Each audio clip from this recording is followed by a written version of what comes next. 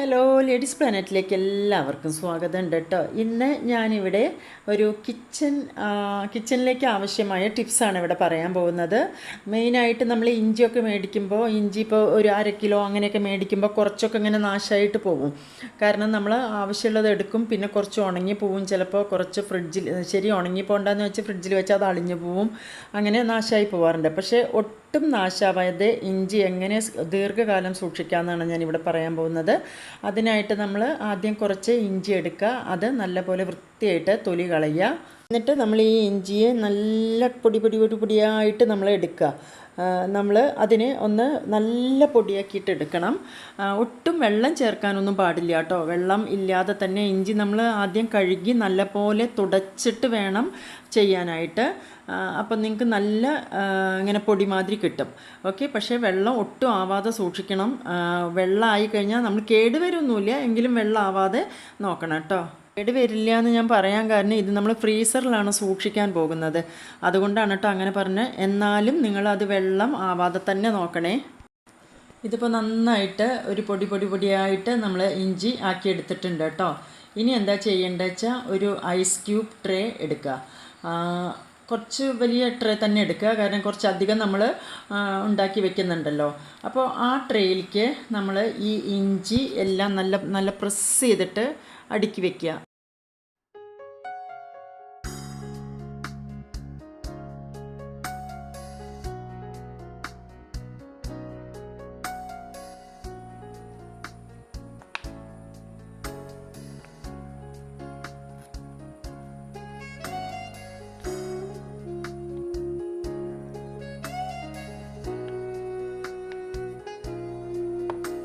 ഇനി നമുക്ക് ഇതിപ്പോൾ നല്ലപോലെ പ്രസ് ചെയ്ത് വെച്ചു അല്ലേ.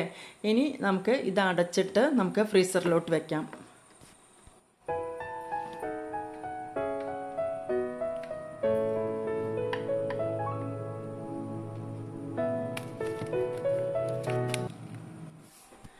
അപ്പോൾ നമ്മളുടെ ജിഞ്ചർ ക്യൂബ് റെഡി ആയിട്ടുണ്ട് കേട്ടോ.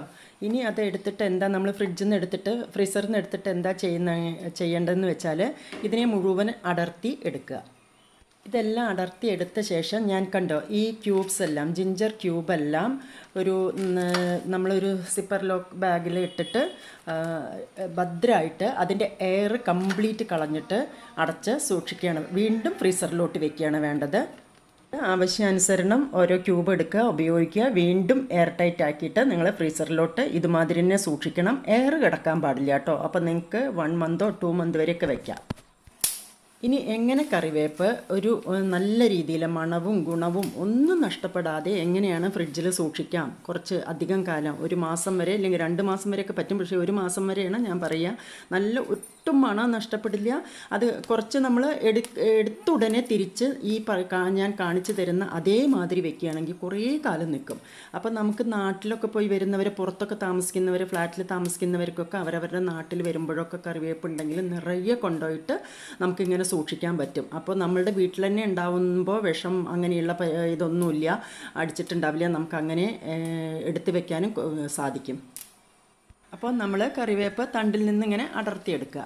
നിങ്ങൾക്ക് ആവശ്യമുള്ളത്ര അടർത്തിയെടുത്തിട്ട് ഒരു നല്ല കട്ടിയുള്ള ടവൽ കേട്ടോ, അതാണ് ഏറ്റവും നല്ലത്. നല്ല കട്ടിയുള്ള ടവൽ ഇങ്ങനെ വെച്ചിട്ട് നമ്മൾ അതിൽ കറിവേപ്പ് വെച്ചിട്ട് ഒട്ടും എയർ കിടക്കാത്ത, എന്നാൽ ടൈറ്റ് ആക്കിയിട്ടല്ല, വല്ലാതെ ടൈറ്റ് ആക്കാതെ ഈ കാണിക്കുന്ന മാതിരി നല്ല പോലെ വൃത്തിയായിട്ട് മടക്കുക.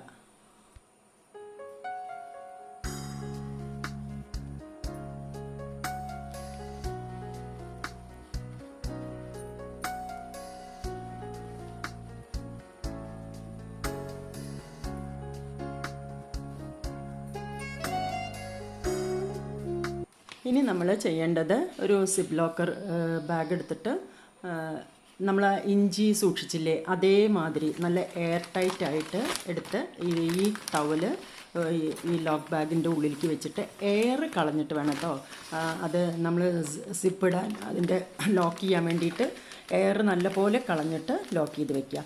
അപ്പോൾ ഒട്ടും കേടുവരാതെ ഈ നമ്മുടെ ഈ കറിവേപ്പില കുറേ നാൾ നമുക്ക് ഫ്രിഡ്ജിൽ സൂക്ഷിക്കാൻ പറ്റും. അപ്പോൾ എല്ലാവർക്കും എൻ്റെ ഈ 2 ടിപ്സും ഇഷ്ടപ്പെട്ടു എന്ന് കരുതുന്നു. ഇഷ്ടപ്പെട്ടെങ്കിൽ ലൈക്ക് ചെയ്യുക, കമൻറ്റ് ചെയ്യുക, ഷെയർ ചെയ്യുക. മാത്രമല്ല സബ്സ്ക്രൈബ് ചെയ്ത് അടുത്തുള്ളൊരു ബെല്ലൈക്കൺ എനാബിൾ ചെയ്ത് വെക്കുക കേട്ടോ. അപ്പോൾ ഞാനിടുന്ന വീഡിയോ നിങ്ങൾക്ക് ഇടുമ്പോൾ തന്നെ നോട്ടിഫിക്കേഷനായിട്ട് വരും. അപ്പോൾ ഇനി അടുത്ത വീഡിയോയുമായി കാണുന്നവരെ എല്ലാവർക്കും നന്ദി, നമസ്കാരം.